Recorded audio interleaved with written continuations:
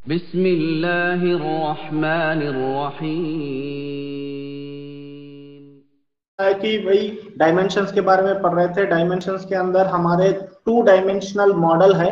दो डायमेंशन क्या है, एक है नॉलेज एज ए डायमेंशन है, दूसरा कॉग्निटिव प्रोसेसेस डायमेंशन है, यानी कि इल्म को उसने 4 हिस्सों में बांट दिया है। और दूसरा कॉग्निटिव प्रोसेसेस यानी कि वकूफी अमल है, उसको 6 हिस्सों में बांट दिया है। जो पुराने उसमें से 3 चेंजेस कर दिया है। क्या कर दिया है कि जो नाउन फॉर्म में था उसको वर्ब फॉर्म में ला लिया है। जिसका स्ट्रक्चर था एक वन डायमेंशन था, सिर्फ कॉग्निटिव प्रोसेसेस थे, उसको कॉग्निटिव प्रोसेसेस के साथ नॉलेज का डायमेंशन को जोड़ दिया है।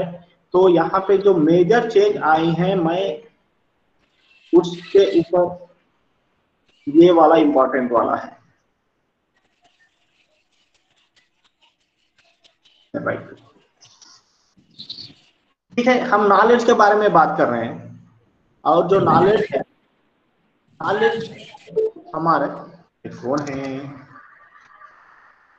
लेट लेट आ रहे हैं भाई, जरा जल्दी टाइम पे आ जाइए, है ना, क्लास में बीच में डिस्टर्बेंस ना हो। राइट। तो factual knowledge, conceptual knowledge, procedural knowledge और मेटाकॉग्निटिव नॉलेज, ये 4 तरीके के नॉलेज उसने बताया।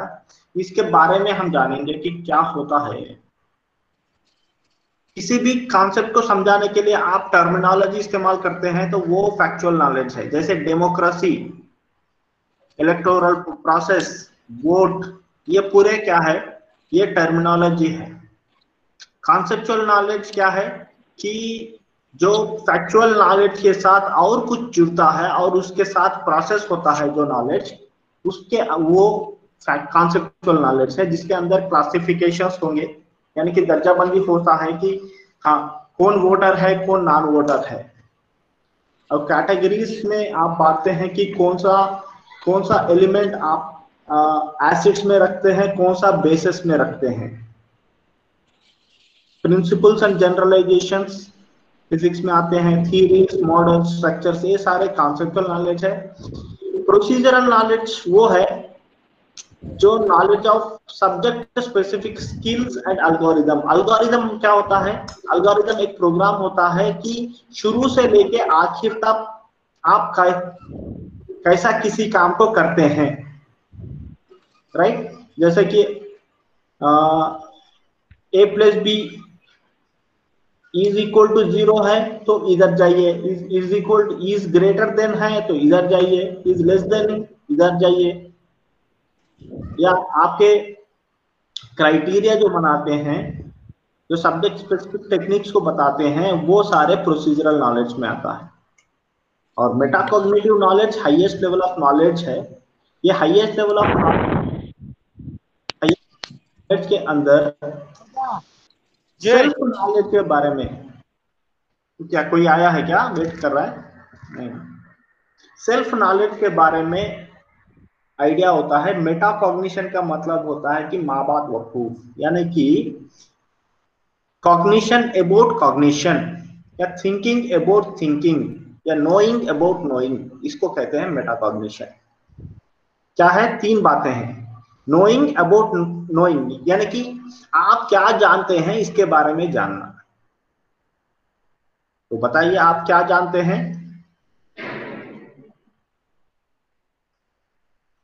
क्या आपको पता है कि आप क्या जानते हैं? क्या आपको एटलीस्ट ये पता मालूम है से नाम। क्या नहीं, आपको क्या ये एटलीस्ट ये पता है कि आप क्या नहीं जानते हैं?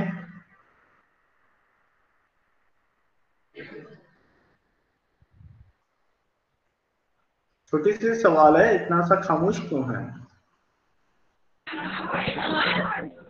आप? जी क्या आप जानते हैं कि आप क्या जानते हैं? यस जी सर। सर। इतना तो पता जानते होगा। हैं जी जी। क्या क्या जानते हैं हु आई एम। आप? क्या आप, अच्छा क्या आप जानते हैं कि आप क्या नहीं जानते हैं? Yes sir. अच्छा, आप क्या क्या नहीं जानते हैं? अरे बहुत सारी सर चीजें हैं मुझे जो नहीं खाना जानते। पकाना ज़्यादा नहीं आता। एक टॉपिक हम ले लिया, अगर उस टॉपिक पे हम अच्छे से एक्सप्लेन नहीं कर पा रहे हैं तो इसका मतलब है कि हम नहीं जान रहे, तो हमें उनके बारे में जानना चाहिए। Okay, right. तो ये 4 लेवल पे अगर स्टूडेंट है, ठीक है, स्टूडेंट के लेवल ये 4 लेवल पे हो सकता है। और हमारे पास 6 कॉग्निटिव प्रोसेसेस है।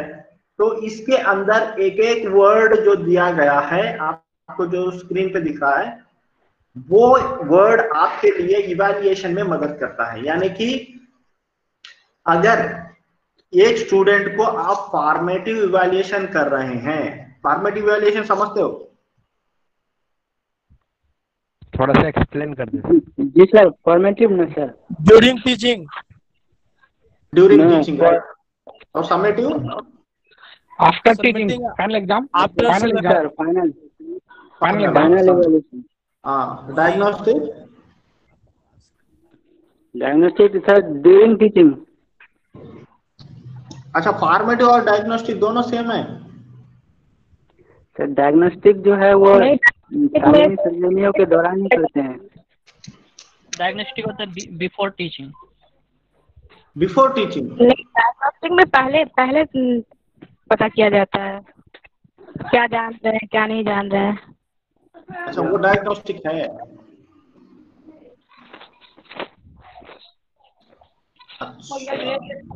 अच्छा अच्छा, आप में बायोलॉजी स्टूडेंट्स है कोई? बायोलॉजी बायो वाले सेक्शन ए में।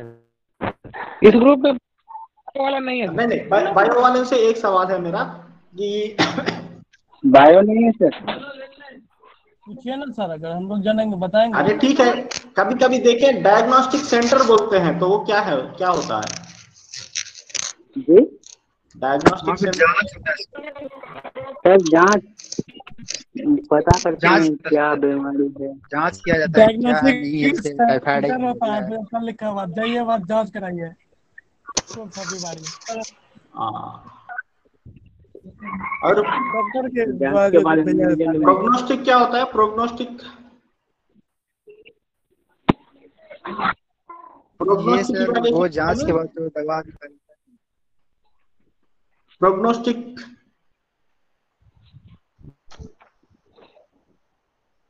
प्रोग्नोस्टिक डायग्नोस्टिक का ही एक रूल है, लेकिन इसमें ब्रॉड यानी कि ज़्यादा इसमें तफसील से हम लोग मतलब जायजा लेते हैं प्रोग्नोस्टिक में डायग्नोस्टिक के बनस्बत। अच्छा, मतलब यहाँ पे बहुत ज्यादा सख्ती से लेते हो? जी, मतलब उसका पूरा एनालिसिस करते हैं, पता करते हैं कि क्या बीमारी है वाकई में, क्या इसका रिजल्ट आया बस। राइट। मेरा सवाल ये है, अभी अभी ये तरीके है ना, फॉर्मेटिव इवैल्यूएशन, समेटिव, प्रोग्नोस्टिक, इसमें आपका नॉलेज लेवल किस लेवल पे है? फैक्चुअल में है, कॉन्सेप्चुअल में है, प्रोसीजरल में है, मेटाकॉग्निटिव लेवल पे है? मेटाकॉग्निटिव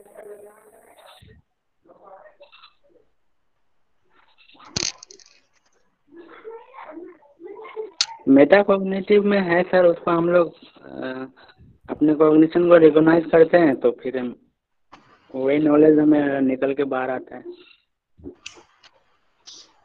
अच्छा, अगर मेटाकॉग्निटिव में है तो आई थिंक मेटाकॉग्निटिव का मतलब ये है कि अगर आप स्क्रीन देख रहे हैं, यस सर।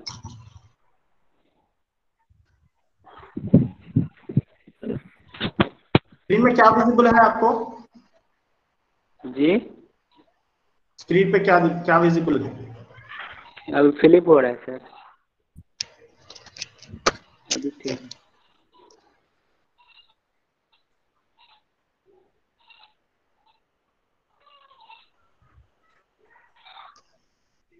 देखिए, आप कोई भी एक टॉपिक लीजिए, ये होमवर्क आज घर में कीजिएगा, ये बहुत ही इंपॉर्टेंट है। ये अगर आप नहीं समझेंगे तो टोटल असेसमेंट का गड़बड़ हो जाएगा।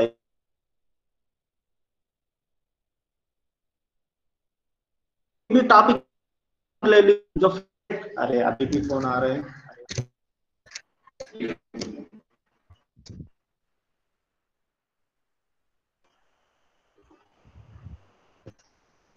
अभी कोई आ रहे हैं मगर अभी मैं याद नहीं कर सकता हूं उनको, कि कोई भी एक इंपॉर्टेंट टॉपिक आप ले लीजिए, ले टॉपिक में से 24 सवाल तैयार करना है। कितने सवाल? 24 क्वेश्चंस आपको तैयार करना है। आपको क्या है कि ये जो बॉक्स है इसका स्क्रीनशॉट ले लीजिए और इस स्क्रीनशॉट के मदद से आप क्वेश्चंस को तैयार कीजिए। ये एक्सरसाइज करना बहुत इंपॉर्टेंट है, बहुत जरूरी है। इसलिए जरूरी है कि इसी के बेसिस पे आप हमारे जो पहचान वाले जितने भी प्लान्स है या आपके क्वेश्चंस बैंक बनाना है तो इसी के बुनियाद पे बनाएंगे, जो में हम इस्तेमाल करेंगे। तो देखिए फॉर एग्जांपल, अगर आप कोई कॉन्सेप्ट के बारे में कॉन्सेप्चुअल नॉलेज को टेस्ट करना चाहते हैं और उसका अंडरस्टैंडिंग को टेस्ट करना चाहते हैं, कॉन्सेप्चुअल नॉलेज है और उसका अंडरस्टैंडिंग को टेस्ट करना चाहते हैं, तो ये दोनों का जो है ये यहाँ पे है। अगर आप फॉर एग्जांपल फिजिक्स वाले हैं, केमिस्ट्री के कुछ दे दिया है और उसमें क्लासिफाई करना है कि अलग अलग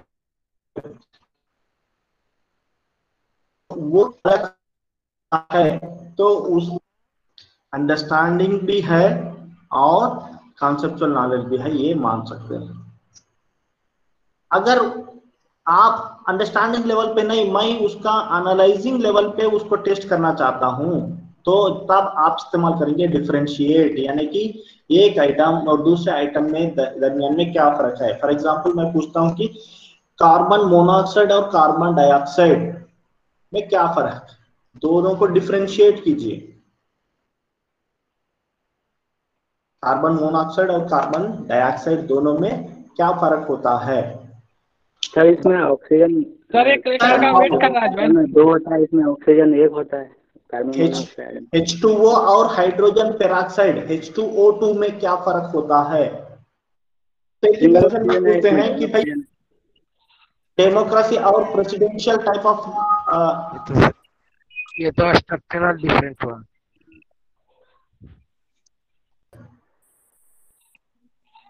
डेमोक्रेसी और प्रेसिडेंशियल, इसमें डिफरेंस ये है कि कार्बन डाइऑक्साइड हर आदमी पार्टिसिपेट करता है उसके सिलेक्शन में, और इसमें नहीं डेमोक्रेटिक में।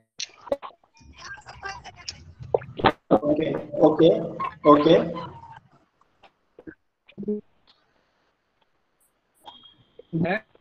अगर जो बॉडी मतलब इसको आदमी आवाज नहीं आ रही है धन्यवाद भाई, आपका आवाज कट कट के आ रहा है। कट कट के आ रहे हैं, सही। तो ये जो चार्ट है इसको आप याद रख लीजिए कि अगर आप अगर किसी, हेलो म्यूट क्यों कर दिए हो यार? सर म्यूट करने के लिए बोलिए ना सबको, आवाज बहुत क्या बार म्यूट कर दिया? एक आदमी बोल रहा है, वो बोले कौन है ये?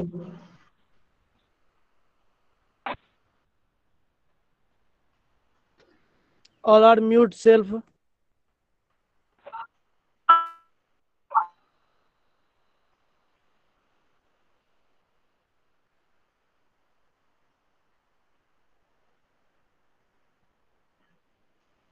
राइट। तो ये वैसे म्यूट करे।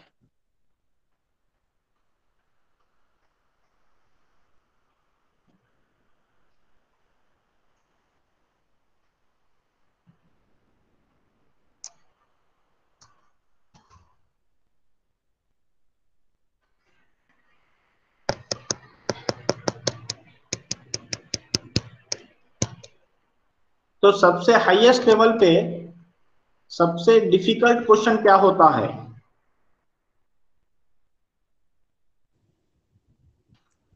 MCQ. सबसे आसान लेवल क्या है और सबसे मुश्किल मुश्किल क्वेश्चन क्या हो सकता है, difficulty level? Return format. Sir जो क्वेश्चन आता है वो सबसे आसान, जो क्वेश्चन नहीं आता वो सबसे मुश्किल। नहीं नहीं, देखिए कौन सा कॉग्निटिव प्रोसेस आपको मुश्किल होगा और कौन सा नॉलेज डायमेंशन मुश्किल होगा? सर मेटाकॉग्निशन लेवल का सबसे मुश्किल हो जाता है। सबसे ज्यादा हाईएस्ट लेवल पे जो है आपको यहाँ पे है जो क्रिएटिंग में अगर आप ये जो है देखिए, क्रिएट करना या डिजाइन करना या रिफ्लेक्ट करना, ये जो चीजें हैं ये चीजें सबसे हाईएस्ट लेवल ऑफ थिंकिंग के है। इसलिए हम कहते हैं कि जो जो कॉग्निटिव प्रोसेसेस के अंदर दो पार्ट है, रिमेम्बरिंग, अंडरस्टैंडिंग और अप्लाइंग। इनको कहते हैं LOTS, lower order thinking skills. और जहां पे एनालाइजिंग, इवैल्यूएटिंग और क्रिएटिंग है, इन तीनों को कहते हैं HOTS, higher order thinking skills. तो ये 24 वर्ड्स को आप याद रख लीजिए, ये फैक्ट याद रख लीजिए, और 24 क्वेश्चन लिखिए किसी भी एक टॉपिक से, कि वो 24 क्वेश्चन एक दूसरे से अलग अलग होना चाहिए। और वो क्वेश्चन इनको, फॉर एग्जाम्पल आप जब क्लासिफाई कहते हैं तो वो क्वेश्चन कॉन्सेप्चुअल नॉलेज को और उस अंडरस्टैंडिंग को चेक करने वाली होनी चाहिए, क्लासिफाई। अप्लाइंग मतलब वो कॉन्सेप्चुअल नॉलेज वाला होना है, मगर वो एप्लीकेशन के रिलेटेड क्वेश्चन होना है, उसको प्रोवाइड बोल रहे हैं। For example carry out an experiment बोलते हैं, तो क्या है कि उसको प्रोसीजर पता होना है एक्सपेरिमेंट के अंदर, फिर उसको वो अपने डे टू डे लाइफ में अप्लाई करना है। फॉर एग्जाम्पल क्रिएट कहते हैं, उर्दू वाले हैं, अगर कहते हैं कि भाई एक नज्म लिखो या एक नस्र लिखो, नज्म और नस्र के दरमियान में क्या फर्क है, और एक डिजाइन करो, डिजाइन वाला ऐसा होता है कि भाई अपने स्कूल में बच्चों के साथ एक मॉक पार्लियामेंट का सेशन डेमो करवाना है, उसके प्रोसीजर को डिजाइन करो। तो डिजाइन जब कर रहे हैं तो आप highest level of cognitive process में हैं, और उसके अंदर प्रोसीजरल नॉलेज को आप इस्तेमाल करेंगे। आप जज करेंगे कि भाई इंडिया के पार्लियामेंट्री सेशंस कैसे चल रहे हैं, आप एक जज करो। इसके लिए क्या होना है, प्रोसीजर पता होना है, प्रोसीजर के अंदर आप इवैल्यूएट करेंगे और फिर अपना जजमेंट यानी कि फैसला देंगे कि ये सही हो रहा है, ये गलत हो रहा है। तो जब भी सवाल करते हैं, सवाल करना बहुत इंपॉर्टेंट है, और सही सवाल करेंगे तो सही जवाब निकल के आएगा। उसके लिए आप स्टूडेंट को जब क्लासरूम के अंदर टेस्ट कर रहे हैं, तो जब क्लास शुरू होती है तो यहाँ से शुरू करेंगे, लिस्ट करो कल हमने क्या सीखा है, कोई समराइज करो, कोई अपने बातों में बता दो जो समराइज है, या आप क्लासरूम के अंदर कुछ लिख देंगे, इसमें कल जो पढ़े थे उसको रिकॉग्नाइज करो, तो कॉन्सेप्चुअली रिमेम्बर कर रहे हैं या नहीं कर रहे हैं, ये लेवल पे आता है। ठीक है, ऐसा ही क्लासिफाई करना। तो ये सारे चीजें आप आज कोई भी एक टॉपिक ले लीजिए स्कूल लेवल का, या 9th 10th 11th 12th classes में से कोई एक टॉपिक लीजिए, और ये 24 क्वेश्चंस एक ही लेसन से बनाइए। अगर आप बना के आप गूगल क्लासरूम में अपलोड कर दीजिए, डाल दीजिए। मैं इसका, ये हमारा असाइनमेंट नंबर, या असाइनमेंट नहीं होगा, ये होमवर्क नंबर 1 होगा। इसलिए कि जब तक ये सवाल तैयार करना नहीं आएगा तो आगे हम नहीं बढ़ेंगे। और सर एक टॉपिक लेके पहले आप बता देते। एक टॉपिक आप ही ले लीजिए, कोई भी टॉपिक है, कोई भी टॉपिक ले लीजिए, मैं फिर करेक्ट करता हूं। ठीक, ओके सर। कोई भी टॉपिक आप ले लीजिए, आप टॉपिक में ऐसा टॉपिक ले लीजिए जिसका दायरा थोड़ा सा बड़ा हो, जिसके अंदर बहुत सारी चीजें हों, और क्वेश्चन ऐसा हो कि जैसे list some of the names of the freedom fighters. तो वो क्या करेगा भाई, याद रखेगा, फैक्चुअल इंफॉर्मेशन है क्या, अच्छा ये था, नहीं तो list the name of the जो पर्सन जो भी है कि क्या कहेंगे, कॉन्स्टिट्यूशन को जो लिखा है या कॉन्स्टिट्यूशन ड्राफ्टिंग कमिटी था, उसके मेंबर्स का नाम लिखिए, तो वो तो फैक्चुअल नॉलेज है। या उसको भी आप रिवर्स में कर सकते हैं कि इसमें से कौन कौन मेंबर ऐसे हैं जो ड्राफ्टिंग कमिटी के मेंबर्स रहे, आप एक लिस्ट 10 दे दीजिए। और प्रोसीजर क्या रहा, अगर इंडिया में कोई भी बिल पास होना है तो उसका प्रोसीजर क्या रहेगा, तो बच्चा क्या करेगा, रिकॉल करेगा, राइट। तो एक एक वर्ड को लेते हुए आप एक 24 सवाल अगर बना पाते हैं तो आप असेसमेंट के किंग बने आएंगे। ऑब्जेक्टिव टाइप बनाना है ना सर? नहीं नहीं, नहीं नहीं नहीं, सब्जेक्टिव क्वेश्चंस बनाइए, और इसमें जहां जहां पे ऑब्जेक्टिव ज्यादा ऑब्जेक्टिव हो बेटर है सकता सर। है वो भी बना लीजिए, कोई दिक्कत नहीं, बट सब्जेक्टिव बनाइए पहले। एक लाइन का क्वेश्चन, एक एक बॉक्स के लिए एक लाइन का क्वेश्चन दे दीजिए। सर क्वेश्चन सर तो देकर के उसका 4 आंसर नहीं ना लिखना होगा हम लोगों को? आंसर आंसर नहीं लिखना है, सिर्फ सवाल तैयार कीजिए। Yes sir. अच्छा अच्छा ठीक है। सिर्फ सवाल तैयार कीजिए, जवाब लिखने की जरूरत नहीं। तो जवाब आपके ऑब्जेक्टिव माइंड में टाइप ना सर, ये क्वेश्चन हो सकता लिखेंगे है, एक लाइन का, और वो एक लाइन जवाब 1.5 लाइन में, का। देखिए जवाब में यही जवाब होना है कि उसके अंदर कौन से दो नॉलेज का डायमेंशन क्या होगा, कॉग्निटिव प्रोसेस का डायमेंशन क्या होगा। क्वेश्चन लिखिए, ब्रैकेट में लिखिए नॉलेज डायमेंशन में, जैसे कि factual remembering, factual understanding, factual applying, factual analysing, factual creating, खत्म। थोड़ा सा सोच लीजिए, चाहे वो आप ज्योग्राफी से लीजिए या हिस्ट्री से लीजिए, आप पॉलिटिकल साइंस या सिविक्स से लीजिए। फिजिक्स केमिस्ट्री वालों को तो बहुत है, बायोलॉजी वाले शायद नहीं है, उर्दू वाले उर्दू के रिलेटेड देखिए इसके अंदर। या ये 24 वर्ड्स को अगर हम समझ लेंगे एक बार में समझ लेंगे, लाइफ टाइम के लिए आपके काम में आएगा। ये एग्जाम पॉइंट ऑफ व्यू से मत पढ़िए, अगले 30 साल में आपको काम में आने वाली चीज है। तो थोड़ा सा आज ये टाइम निकालिए और इसके अंदर। सर रिकॉल एंड रिकॉग्नाइज में क्या डिफरेंस है? देखिए, रिकॉग्नाइज में मेमोरी भी आपको, फॉर एग्जाम्पल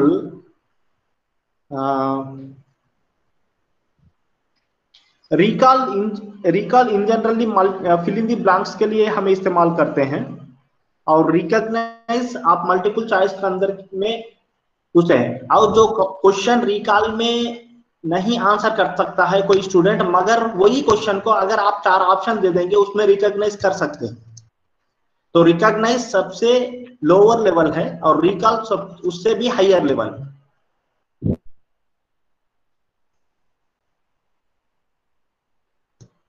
ओके, दोनों भी नॉलेज के लोअर नॉलेज के अंदर ही है, रिमेम्बरिंग के अंदर ही है, यहाँ पे देखिए। मगर सर जैसे एक क्वेश्चन हुआ कि भारत कब आजाद हुआ, तो ये क्वेश्चन रिकॉल में आ जाएगा, वही जब इसका ऑप्शन दे देंगे तब वो रिकॉग्नाइज में आ जाएगा। क्या है, भारत का भारत कब ओके, आजाद हुआ? हाँ, भारत कब आजाद हुआ है, ठीक है।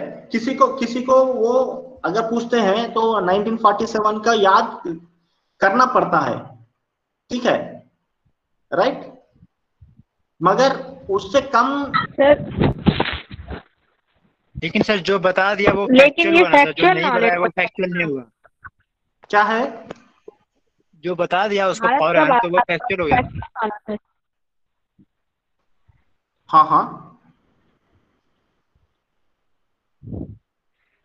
यहाँ पे जो वर्ड दिए हैं वो सिर्फ एक मिनट,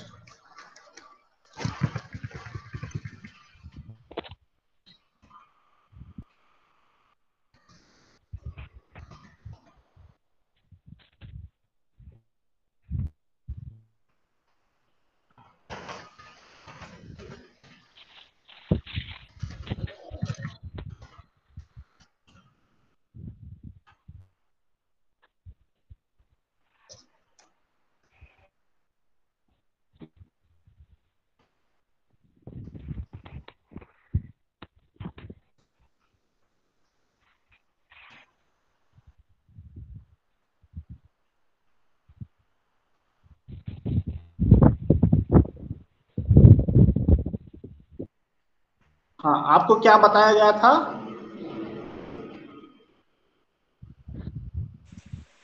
रिकॉल और रिकॉग्निशन दोनों भी नॉलेज के लेवल पे है और दोनों भी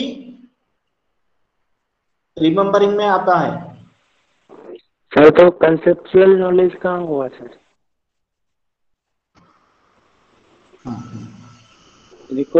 रिकॉग्नाइज और रिकॉल तो दोनों प्रोसीजरल और कंसेप्चुअल में है, जबकि क्वेश्चन ये पूछा कि भारत कब आज़ाद हुआ, तो फैक्चुअल नॉलेज हो गया सर। हाँ,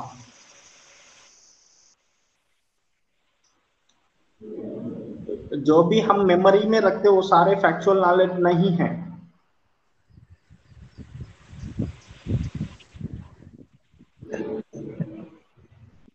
सर एक मिनट, मैं एक इम्पोर्टेंट डॉक्यूमेंट सर आपको जिसका दिखाना चाहता हूं। आंसर, हाँ, बोलिए बोलिए।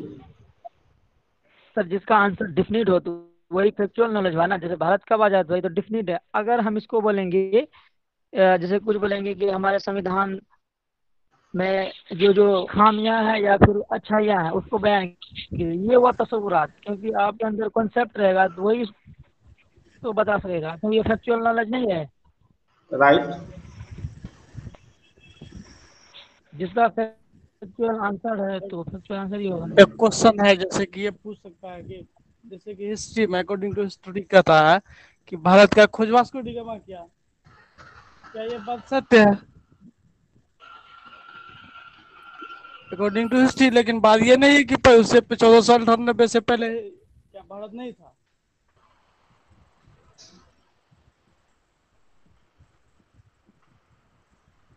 हेलो। यस यस यस, एक मिनट। आप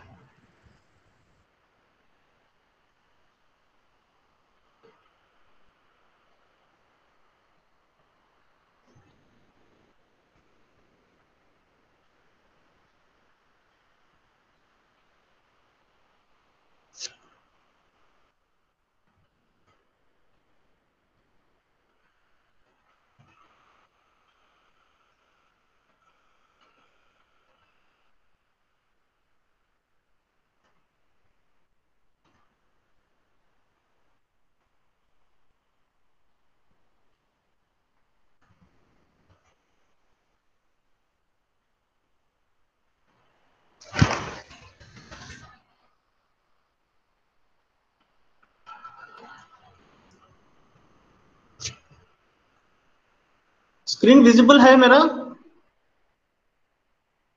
नो सर। No sir. या हाँ, अभी क्या दिख रहा है भाई?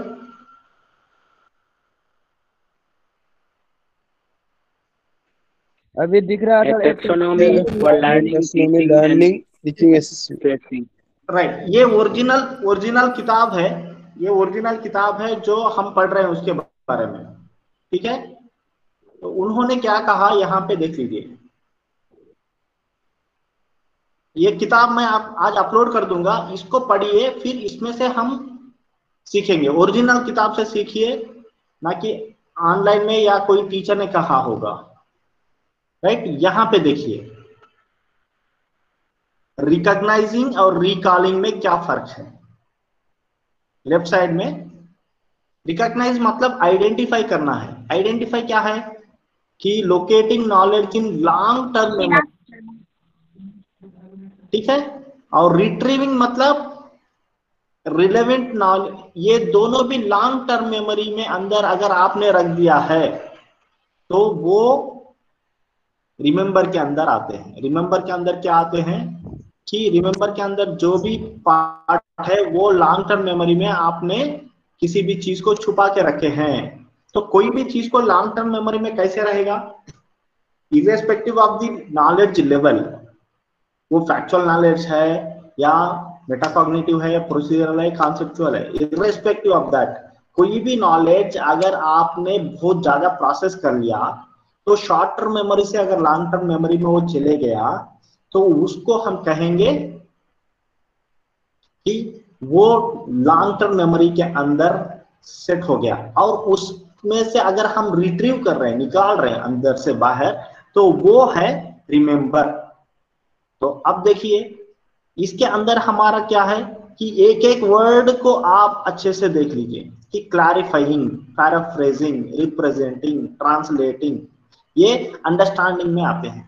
तो सिर्फ वो एक ही वर्ड नहीं है, एक्चुअली मैंने सिर्फ वो वहां पे जो दिया हूं वो सिर्फ एक मिसाल है, हालांकि आप इतने तरीके के क्वेश्चंस बना सकते हैं।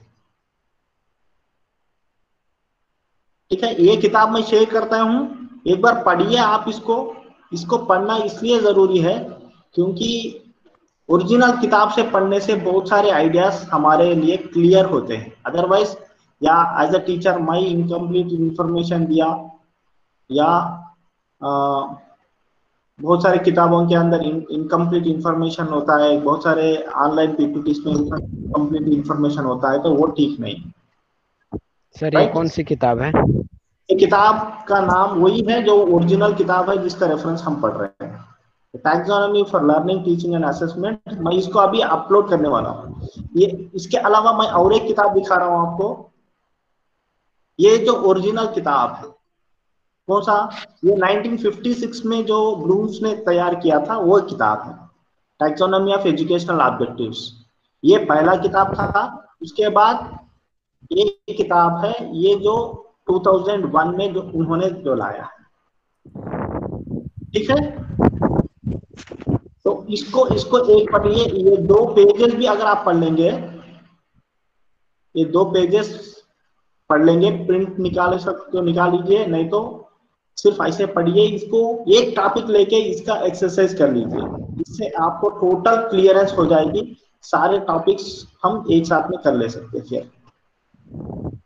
ठीक है, तो अभी मैं ये दोनों शेयर कर रहा हूँ, और जो स्टूडेंट्स अभी भी गूगल क्लासरूम में ज्वाइन नहीं किए हैं उनको कहिए कि ज्वाइन करें और ये किताब को एक्सेस करें। और इसको पासवर्ड भेज दीजिए सर गूगल क्लासरूम का। गूगल क्लासरूम का अभी वही है पुराना जो गूगल इसमें है, हमारा व्हाट्सएप ग्रुप में ऑलरेडी उसका कोड है। आज के बाद वो कोड चेंज हो जाएगा, आज 31 है ना, 31। ओके सर, टाइम होगा सर क्लास में ज्वाइन करने के लिए